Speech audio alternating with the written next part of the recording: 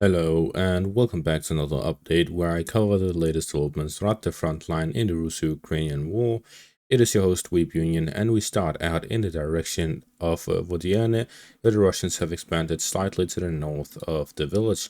The Russians are continuing positional fighting to strengthen the positions here in the northern flank of Vuhledar as they continue on a wide front to push towards Bohoyavlenka, which would cut off any sort of supply going from and to Volodar.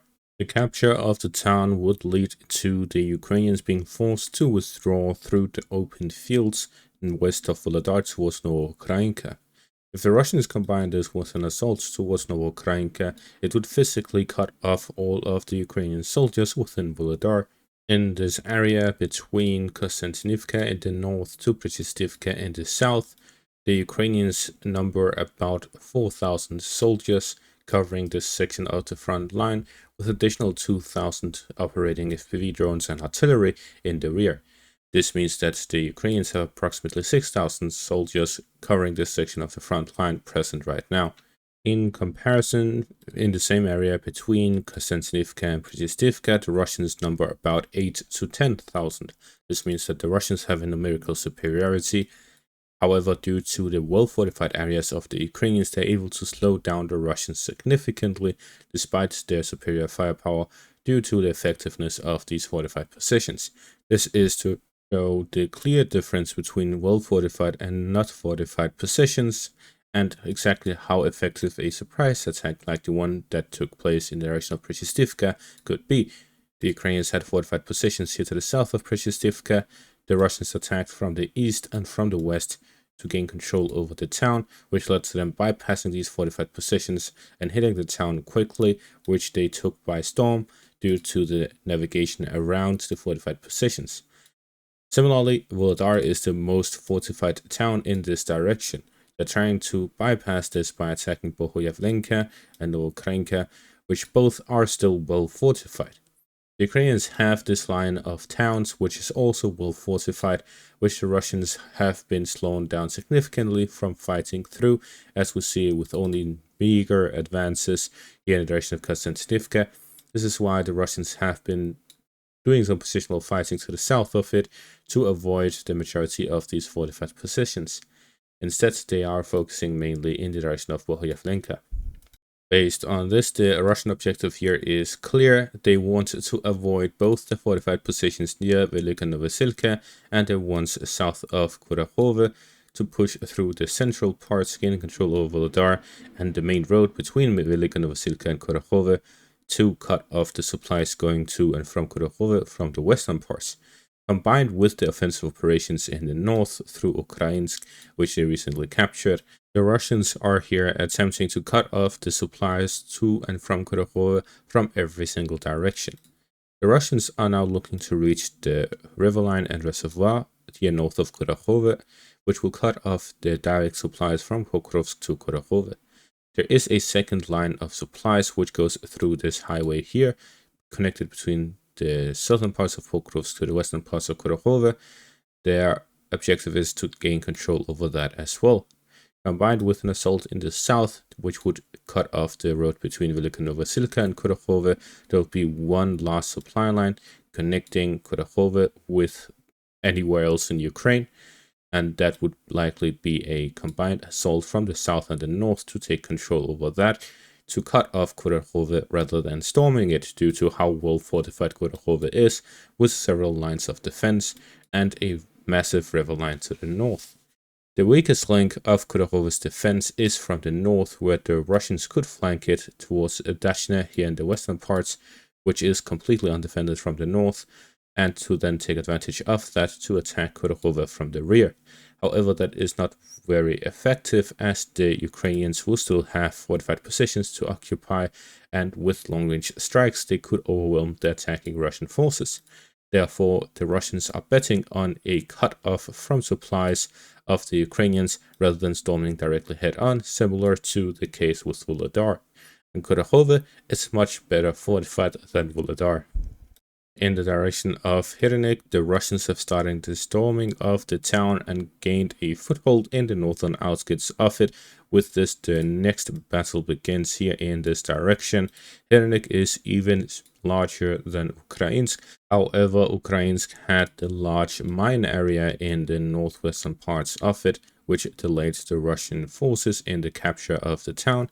Therefore, it is likely that the Russians will have an easier time fighting through Hrynik than Ukrainsk, and the town itself is connected to Kurakhivka as well, which means that if the Russians continue pushing here in the southern parts and continue a push through Zeleny Persia in the east towards the capture of Zeleny Druhe, they would be able to cut off the Ukrainian fortified positions in between the two sides, similar to further north along the Karolivka Reservoir, where they managed to capture the majority of the fortified positions along the Vovcha River line by simply moving to the west and east of it, gaining full control over the eastern bank of it and flanking them from the west. This forced the Ukrainians to withdraw from all of these fortified positions and avoided battles over it. The Russians are likely looking to do the same here, where the objective would be to move at a distance along the Vovcha River line and capturing the eastern bank of it as they go by. This is to completely cut off the Ukrainian soldiers and force them to withdraw without battling over the well-fortified positions. In the direction of Ukrainsk, the Russians continue offensive operations to flank Selidove from the south. The objective here is to gain control over the road between Ukrainsk and Selidove and flank the Ukrainian forces fighting within the town from the south, which would force them to withdraw from the eastern parts of the town. And this will allow the Russians to increase their efforts here in the Selidove direction to attack it from the north, east, and south at the same time. The objective here would be to gain full control over Selidove by expanding the front line further and pushing the Ukrainians out of the town. The Russians will also start a push towards Sukhorine.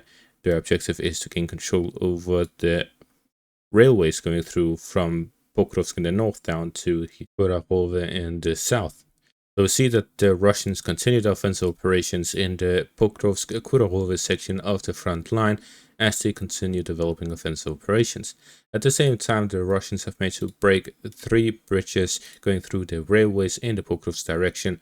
Both the one going to Kurakhove, a bridge above it has crashed, and this has blocked the railways. Similarly, in the northern direction towards Konstantinivka, Slovyansk, and to the west towards Pavlorad, all 3 of these bridges have been blown, blocking the railways. Removing this blocking area is not difficult for the Ukrainians as soon as equipment necessary to do so arrives. However, the bridges being blown also limits the supply going to and from Pokrovsk. The Russian objective here is to decrease the effectiveness of Pokrovsk as a supply hub now that it has come so close to the front line. Even without occupying the city of about 60,000 inhabitants, the Russians have limited the usage of the supply hub that has several railways going to and from the city to supply the entirety of the Donetsk front. The Russians are limiting this, which will increase the effectiveness of other sides of the front line with better supply advantage on the Russian side. In the Luhansk section of the front line, the Russians have pushed further towards Makiivka, where they've managed to occupy parts of the southern parts of the town and made another crossing over the western parts of the Serbis River line. The Russians continue their operations to gain full control over the town, which only has small parts remaining. There is the central parts on the western bank of the Serbis River line, the southern parts of the western and eastern bank remaining under Ukrainian control.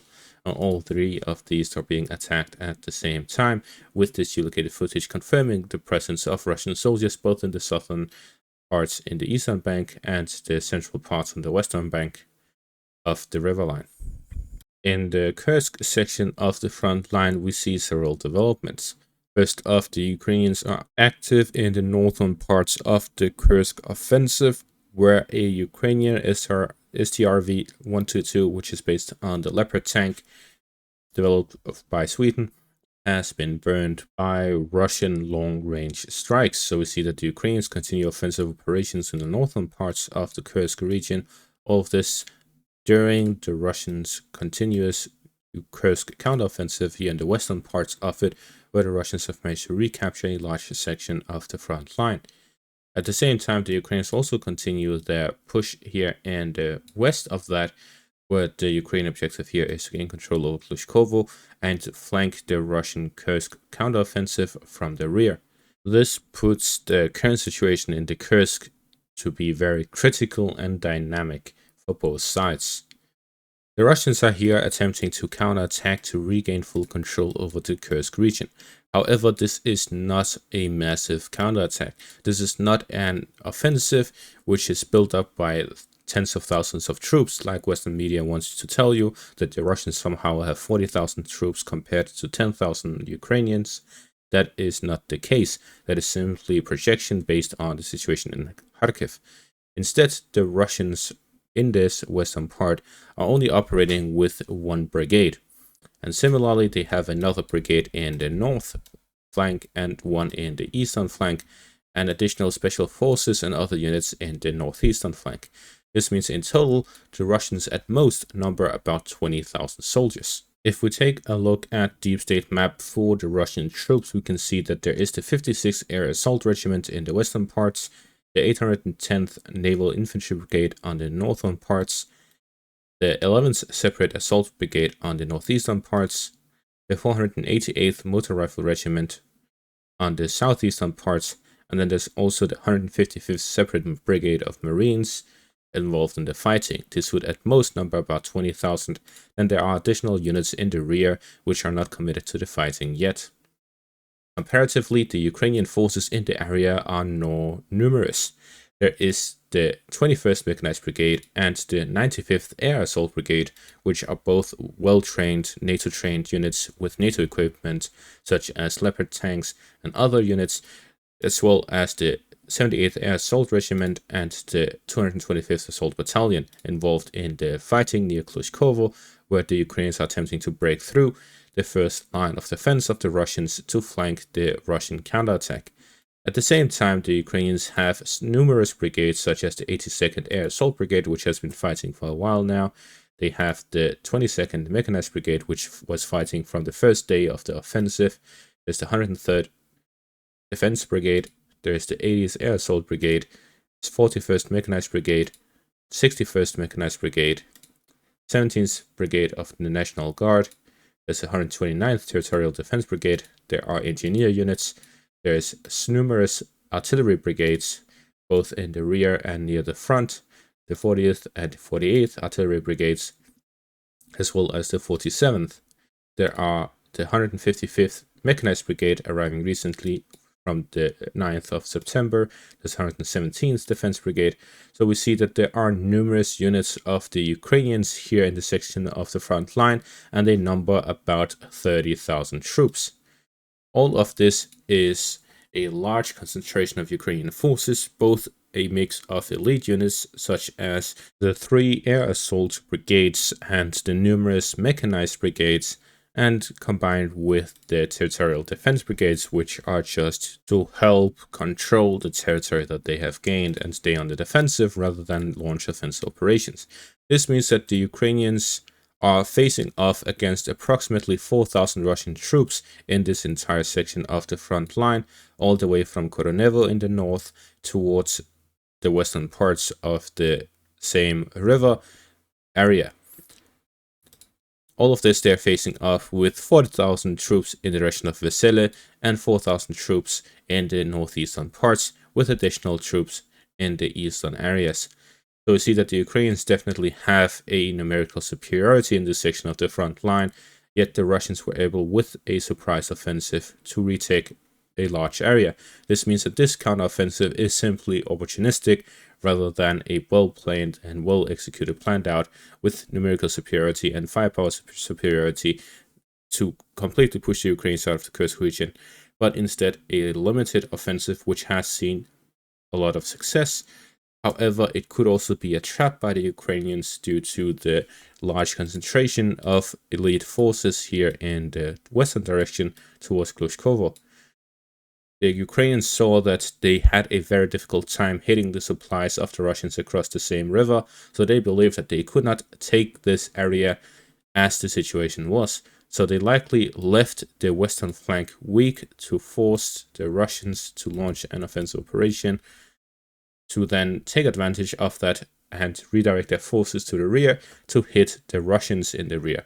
However, the Russians was well prepared for this and managed to start a defensive line and create some proper defensive positions ahead of the Ukrainian flanking maneuver, which has then led to the Ukrainians fighting for over a week without capturing a single town ahead of the first line of defense. However, the main fighting has not taken place yet, as the main forces of the elite units of the Ukrainians are just entering the battle. They started the battle with territorial defense to detect Russian positions and probe their defenses, and now the main force is being pushed in to fight against the rear of the Russians in the Kursk region.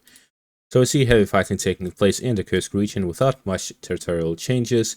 Instead, it is just extremely heavy battles where the Ukrainians are really doubling down and committing a lot of their elite forces to the northern section, where the Ukrainians number about 70,000 troops from Kharkiv in the east to Sumy in the north, compared to them only having 4,000 soldiers in the Volodar section of the front line, which just shows exactly what they are prioritizing. The Ukrainian concentration of troops in the Pokrov section has significantly increased to prevent a Russian breakthrough, but that is only going to slow them down. They have not committed enough to turn the situation around. This means if they cannot find success in the Kursk direction, their collapse will simply speed up and they will lose larger sections of the eastern section of the front line, because troops that could have allowed the Ukrainians to man up the losses that they're taking in the east are instead being used to launch their offensive in the Kursk region, which has seen limited success so far. And that is going to be all for this update. Thank you all for watching. Make sure to leave a like, subscribe, and check out my page for additional content. Thank you all for watching and have a great day.